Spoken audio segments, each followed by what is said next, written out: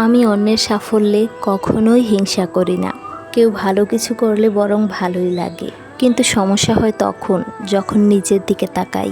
মাঝে মাঝে ভাবি, আমি এতদিন ধরে চেষ্টা করছি, এত কিছু করছি, তাহলে আমার জীবনে পরিবর্তনটা কোথায়?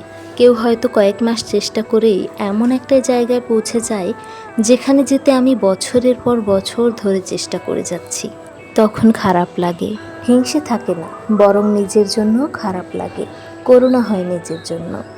আমার মনে হয় আমারও তো হতে পারত। আমি কি এতটাই অযোগ্য?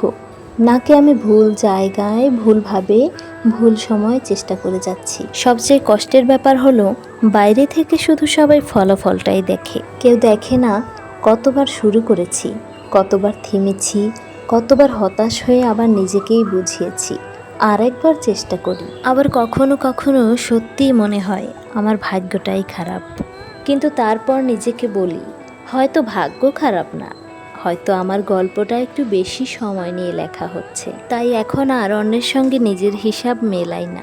কারণ কারো গল্প যদি 6 মাসে সুন্দর হয়, আমার গল্পটা হয়তো 6 বছর পর সুন্দর হবে। শুধু একটা জিনিস চাই, এতদিনের পরিশ্রম যেন একদিন আমাকে ফিরে তাকিয়ে বলতে পারে, দেখেছিস, তুই অকারণে এতদিন টেনশনে ছিলি।